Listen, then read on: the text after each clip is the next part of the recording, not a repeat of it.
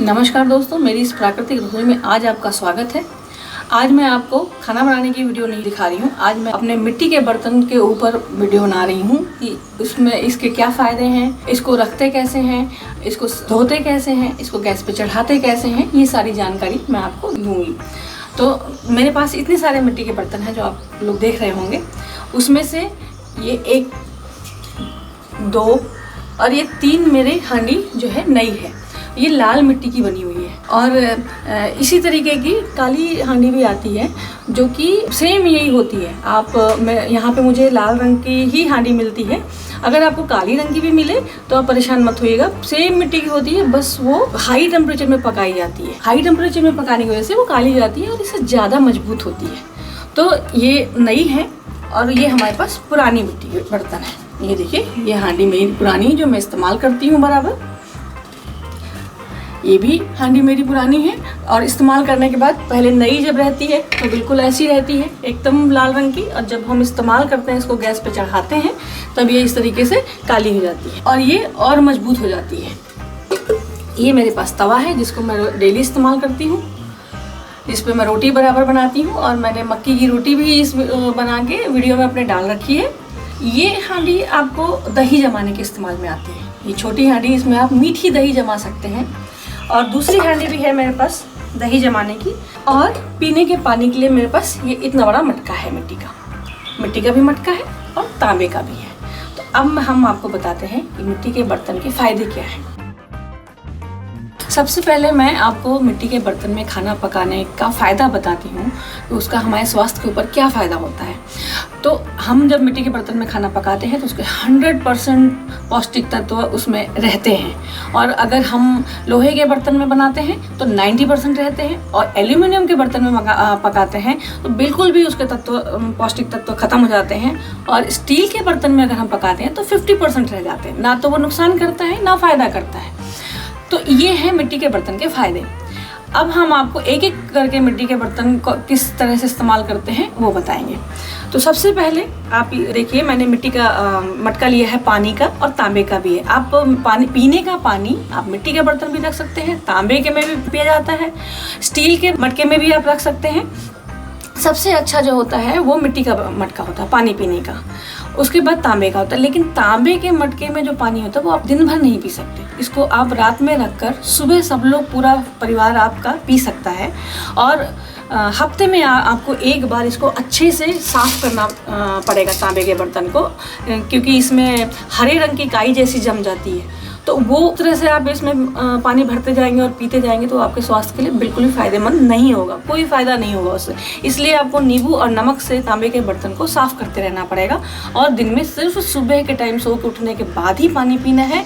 नहीं, अगर आप दिन भर इसका पानी पिएंगे तो आपके शरीर में तांबे की मात्रा ज़्यादा हो जाएगी और आपको मेडिकल प्रॉब्लम हो सकती है, ऐसा आयुर्वेद में मानना है। दूसरा है मिट्टी का बर्तन, मटका। इसको आप कभी भी, इसमें आप दिन भर रात भर कभी भी पानी पी सकते हैं। इसका पानी तो ठंडा होता है और बहुत ही स्वादिष्ट होता है, कोई नुकसान नहीं करता, बहुत फ़ायदा करता है। अब इसका इस्तेमाल बताती हूँ। जब आप मटका लेकर आते हैं बाज़ार से, पानी वाले मटके में पानी भर के 2 दिन तक आप रख दीजिए। चेंज करते रहिए पानी, पर 2 दिन तक ये पानी में भीगा हुआ होना चाहिए। उसके बाद आप पानी को निकाल कर फेंक दीजिए। भिगाया इसलिए जाता है ताकि जो इसके पोर हैं, इसके पोरों तक पानी अंदर तक चला जाए। जब हम पानी पीने का भरें और पानी पिए तो मिट्टी का स्वाद ना आए। और मटके को एक दिन धूप दिखा दीजिए। अगर धूप नहीं आती है आपके घर में तो पंखे के नीचे रख दीजिए। उसके बाद आप इसमें पानी भरकर पीना स्टार्ट कर सकते हैं। वो ना तो पानी मिट्टी का स्वाद आएगा और पीने में भी बहुत अच्छा रहेगा और बिल्कुल ठंडा रहता है पानी। ये तो हो गया पानी का। अब मैं आपको बताती हूँ खाना बनाने वाले मटके को किस तरीके से प्रिपेयर करते हैं खाना बनाने के लिए। अब ये हमारी खाना बनाने की नई मटकियाँ हैं। तो सबसे पहले हम आपको स्टार्ट करेंगे दूध। ये मटकी मैंने दूध उबालने के लिए ली है, और ये दही के लिए है।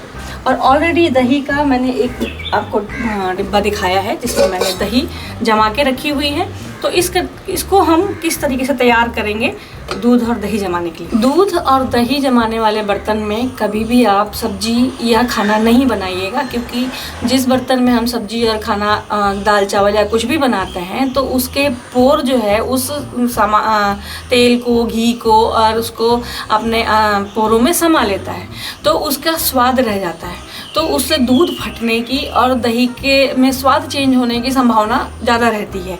तो इस बात का आप ध्यान रखिएगा। हम इस तरीके से बजा के मटकी को चेक करते हैं। जब आप इस तरीके से बजाते हैं तो आप ये देखिएगा चारों तरफ जब आप ऐसे बजाएंगे तो आवाज़ जो है बिल्कुल एक जैसी होगी, लेकिन अगर कहीं क्रैक होगी तो आवाज़ बिल्कुल चेंज हो जाएगी। तो मटकी की पहचान यही है, लेकिन फिर भी चूक हो जाती है। आप जब घर में लेके आएंगे, पानी भर के रखेंगे, तभी आपको पूरी तरीके से पता चलेगा कि मटकी कहीं लीक तो नहीं कर रही है या इसमें कोई खराबी तो नहीं है बनाते समय ही। तो वो घर में लाने के बाद जब पानी आप भरेंगे तो आपको पता चलेगा। सबसे पहले जो चावल हम खाने के लिए, बनाने के लिए जब हम इस्तेमाल करते हैं, उस समय जब धोते हैं उसको, तो उसका पानी जो निकलता है उसको एक बकेट में इकट्ठा कर लीजिए।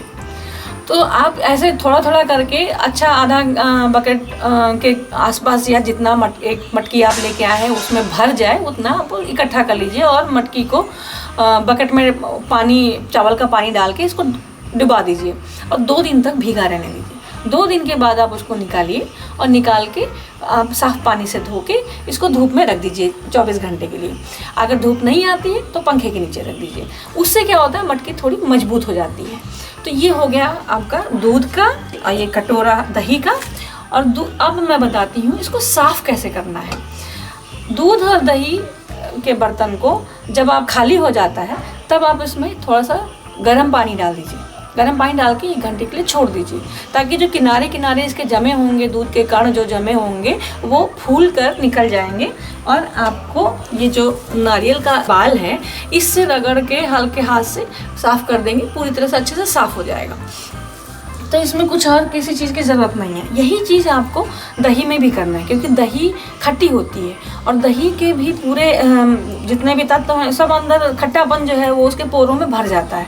तो अगर आप उसको साफ़ नहीं करेंगे दही के बर्तन को तो वो दही खट्टी हो जाएगी आपकी जब जमाएंगे। तो कम से कम हफ्ते में एक बार आप इसको, इसमें पानी, गर्म पानी डाल के छोड़ के इसको साफ़ करना है। किनारे किनारे जो दही इसमें जमी होती है वो खट्टी जाती है। उसके बाद जो इसमें जमाई हुई दही जब आप खाएंगे तो उससे आपका पेट खराब हो सकता है। दूध और दही में बहुत एहतियात बरतने वाला है, इस बात का ध्यान रखिएगा। ये जो नई मटकी मैंने आपको दिखाई थी, ये मटकी मैंने चावल बनाने के लिए ली है। चावल बनाने की मटकी भी आप अलग से रखिए, क्योंकि चावल में भी अगर आप दाल और सब्जी बनाएंगे तो उसकी खुशबू आ जाएगी, फिर चावल का टेस्ट आपका ख़राब हो जाएगा। तो इसको भी सेम प्रोसीजर से जो मैंने अभी पिछला बताया है कि चावल के पानी में डालना है, भिगोना है, सुखाना है, सेम प्रोसीजर से करना है। अब ये 2 मटकियाँ मेरी पुरानी हैं जिसमें मैं दाल बनाती हूँ, एक में मैं सब्जी बनाती हूँ। ये इतनी चौड़ाई में मटकी है मेरी, तो इसमें सब्जी भी अच्छे से बन जाती है, कढ़ाई का भी काम कर लेती है। इसमें मैं बेकिंग भी बहुत अच्छा करती हूँ। ये नेचुरल अवन है मेरा घर का, मैं इसकी वीडियो भी डालूँगी आप अपने चैनल पे, आप देखिएगा। बहुत अच्छा इसके अंदर केक बेक होता है।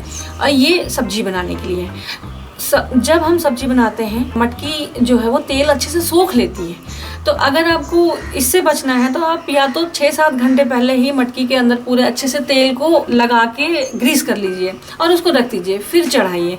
या फिर आप ऐसे भी चढ़ा सकते हैं, हमको थोड़ा सा तेल ज़्यादा डालना पड़ेगा और इसमें कोई दिक्कत नहीं है, बहुत आराम से, बहुत अच्छे से बनता है। और रही बात कुकिंग प्रोसेस की, कुकिंग प्रोसेस कैसा होता है इसका, थोड़ा सा स्लो होता है।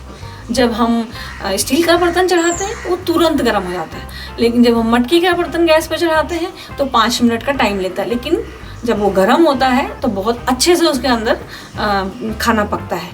और जब हम बंद करते हैं तो 5 मिनट तक उसमें खाना गैस बंद करने के बाद भी पकता रहता है। तो जो 5 मिनट हमारा देर से गर्म होता है, वही 5 मिनट वो देर तक पकता है, तो टाइम उतना ही लगता है। दूसरी, इन मटकियों को धोने का भी सेम तरीका है और इसको आप सिर्फ इस तरह के नारियल के बाल से या प्लास्टिक का जो जूना आता है धोने के लिए, कोई भी सॉफ्ट चीज़ से ही धोएंगे। दूसरे, इसके अंदर केमिकल नहीं लगता है, हम सोप का इस्तेमाल नहीं करते हैं। अगर आप गर्म पानी डाल के 1 घंटा छोड़ देंगे और इससे रगड़ देंगे तो बिल्कुल मटकी आपकी साफ़ हो जाती है। आप देख सकते हैं कि इसमें मैंने सब्जी भी बनाई है, मैंने इसके अंदर घी से सभी सब्जी बनाई है, तेल से भी बनाई है, लेकिन धो के मैंने रखी है। 2-3 दिन में आप इसको धूप में भी रख देंगे तो भी अच्छे से पूरा तेल वगैरह सब निकल, कहीं भी आपको तेल वगैरह इसमें नज़र नहीं आ रहा है। अगर कुछ चिपक भी गया है तो भी आप पानी डाल के छोड़ देंगे तो फूल के निकल जाएगा। प्रेस करके आपको इसको नहीं धोना है। और सबसे जो इम्पोर्टेंट चीज़ है वो ये है कि आप इसके अंदर जो कलछी या स्पैचुला इस्तेमाल करेंगे वो लकड़ी का होगा। आप स्टील का अगर इस्तेमाल करते हैं और अगर कहीं आपने गलती से चुभ गया वो तो मिट्टी निकल जाएगी, तो वो मटकी के क्रैक होने का डर बढ़ जाता है। और अगर इस तरीके से आप लकड़ी के चम्मच का इस्तेमाल करेंगे चलाने के लिए तो इसको नुकसान नहीं होगा। और ये मटकी कम से कम आपकी 1 से 1.5 साल तक चलती है और ये है भी बहुत रिजनेबल रेट पे। अब हम दिखाते हैं आपको मिट्टी का तवा। इस तवे पे रोटी बनाने का सबसे बड़ा फ़ायदा ये है कि जिसको सबसे ज़्यादा पेट में गैस बनती है वो मिट्टी के तवे की बनी हुई रोटी खाएं, उनको गैस की प्रॉब्लम बिल्कुल ख़त्म हो जाएगी धीरे धीरे।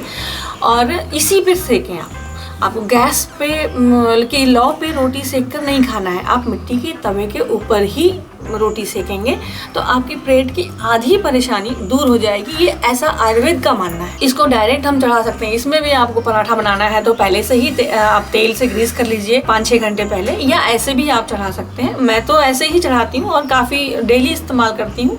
पहले ये इसी तरह लाल रंग का था, पहले ये इस मटकी की तरह रेड ऐसे ही सेम लाल रंग का था।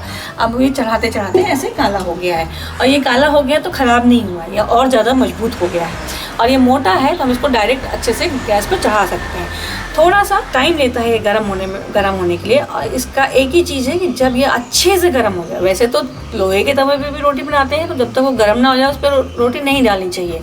उसी तरीके से मिट्टी के तवे पे जब अच्छे से आप गर्म हो जाए तभी रोटी डालिए इस पर, नहीं तो चिपक जाएगी। तो इन चीज़ों का ध्यान रखना है। अब इसको कैसे गैस पे चढ़ाना है ये भी मैं आपको बताती हूँ। अब मैं आपको गैस पे मटकी को कैसे चढ़ाते हैं वो बताती हूँ। तो गैस पे मटकी चढ़ाने के लिए जो तरीका अपनाती हूँ वो ये है कि मैं ये स्टैंड जो दूसरी फ्लेम का स्टैंड है उसको इसके ऊपर रख देती हूँ। उसका कारण ये है कि अगर हम डायरेक्ट मटकी को गैस के ऊपर चढ़ाएंगे, इतना गैप देखिए आता है, अगर हम डायरेक्ट चढ़ा देंगे तो मटकी को क्रैक होने की संभावना सबसे ज़्यादा बढ़ जाती है। आप ध्यान दीजिएगा, कभी आपने देखा होगा कि जब चूल्हे पे, मिट्टी के चूल्हे पे मटकी या कोई बर्तन चढ़ाया जाता है तो आप देखिए उसमें इतना गैप होता है, इतना गैप होता है। नीचे से लकड़ी की आग जलती है और नीचे से ऊपर ऐसे करके आग जाती है, तो क्या होता है चारों तरफ आग जो है फैल जाती है, तो बराबर से गर्म होता है। तो इसीलिए मैंने ये तरीका अपनाया है कि मैंने गैस के दूसरे स्टैंड को भी इसी एक स्टैंड के ऊपर रख दिया और अब मैं यहाँ से चढ़ाऊँगी। अगर मैं यहाँ से ऑन करूँगी तो ये फ्लेम पूरा चारों तरफ फैलता है, तो इससे मटकी जल्दी टूटती नहीं है। अगर डायरेक्ट आप चढ़ा देंगे और तेज़ आंच पे चढ़ाएंगे तो नीचे से क्रैक हो जाएगी और टूट जाएगी मटकी। तो इस चीज़ का ध्यान रखिएगा। अगर आप इस तरीके से चढ़ाते हैं तो और मटकी को रखते हैं ऊपर तो गैस के फ्लेम को बिल्कुल धीमा रखिएगा। जब आपकी मटकी गर्म हो जाए तब भले आप थोड़ा तेज़ कर सकते हैं, वैसे मटकी में खाना धीमी आंच पे ही पकता है। अब हम तवा चढ़ाना बताएंगे आपको कि तवा कैसे चढ़ाया जाता है। तवे के लिए ऐसा प्रोसीजर नहीं है कि आपको स्टैंड रखना है, तवा आपको डायरेक्ट चढ़ाना है। ये देखिए तवा हम डायरेक्ट चढ़ाते हैं। हम तवे को डायरेक्ट गैस पे चढ़ाते हैं, उसका कारण ये है कि ये मोटा है। देखिए तवा काफ़ी मोटा है हमारा, और इसकी मोटाई अच्छी खासी है, इसमें क्रैक होने की संभावना नहीं रहती है। और हैंडल वाला तवा भी आता है, अगर आपको हैंडल वाला तवा मिल जाए तो आप वो भी ले सकते हैं। और हम इस पे चढ़ाते हैं, हाथ में उठाने पे भी ये भारी है। आप धीमी आंच पे पहले इसको चढ़ा दीजिए, जब ये गर्म हो जाए तब आप इसको तेज़ कर सकते हैं। एक बार ये तवा गर्म हो गया तो फिर अच्छे से रोटी इसमें सिकती है, और गर्म हो जाए तभी डालिए इस पर रोटी। और हम अगर आपको तेल लगाना तो आप तेल भी लगा सकते हैं, घी लगाना है घी भी लगा सकते हैं, पराठा भी बना सकते हैं, रोटी भी बना सकते हैं, बहुत अच्छी बनती है। मैंने आपको फ़ायदे और चढ़ाना और धोना सब कुछ बता दिया। अब मैं आपको बताती हूँ कि अगर आपकी मटकी टूट जाती है तो उसका इस्तेमाल क्या करना है। ये देखिए, ये जो मेरी मटकियाँ ख़राब हो गई थी, मैंने इसको गमले बना लिए और इसमें देखिए मैंने ब्राह्मी लगा रखी है और एक में मैंने एलोवेरा लगा रखा है। इसी तरीके से आप धनिया, मेथी, आप जो भी इसमें लगाना चाहें मिट्टी डाल के, वो आप इसमें अपने गार्डन में या बालकनी में या कहीं भी जगह है वहाँ पे आप लगा सकते हैं। और इसी तरीके से मेरा जो पानी का मटका है जो कि ख़राब हो गया था, पानी का मटका भी ख़राब होता है एक टाइम के बाद, वो भी ठंडा करना बंद कर देता है। और पानी के मटके के पे मैंने उसको इस्तेमाल करने के लिए जब बताया था तो ये नहीं बताया था कि जब पानी का मटका पानी भर के रखते हैं तो उसको 15 दिन में एक बार अच्छे से अंदर से धो के फिर उसको धूप में एक सुखा लीजिए, उसके बाद फिर से पानी भरिए तो उसकी ठंडक बनी रहेगी। नहीं तो पोरों में क्या होता है, काई जमने लगती है तो पोर बंद हो जाते हैं, तो वो ठंडा करना बंद कर देता है। और एक समय के बाद वैसे भी मटका ठंडा करना बंद कर देता है, तो फिर हम उसका इस तरीके से इस्तेमाल करते हैं। मैंने इसमें किचन का वेस्ट डाल के पूरा कंपोस्ट बना दिया। कंपोस्ट बना के मैंने इसके अंदर लौकी का बीज डाल दिया। आप देख सकते हैं कि कितना लंबा लौकी का पौधा हमारा हो गया है और एक दिन ये फल भी देगा। तो इस तरीके से आप इसको ख़राब होने के बाद भी अच्छे से इस्तेमाल कर सकते हैं। और अगर आपको मेरी वीडियो पसंद आती है तो सब्सक्राइब ज़रूर करिएगा और कमेंट बॉक्स में ज़रूर बताइएगा कि वीडियो कैसी लगी। और अगर कोई आपके पास सवाल है बर्तनों को लेके तो आप कमेंट में ज़रूर पूछिए, मैं उसका जवाब दूँगी। और अगर पसंद आए तो लाइक ज़रूर करिएगा, शेयर भी करिएगा अपने दोस्तों में और नोटिफिकेशन को भी ज़रूर दबा दीजिएगा ताकि मेरी नई वीडियो की नोटिफिकेशन आपको जल्द से जल्द मिल जाया करे। और जब तक मैं नई वीडियो लेकर आती हूँ तब तक के लिए नमस्कार।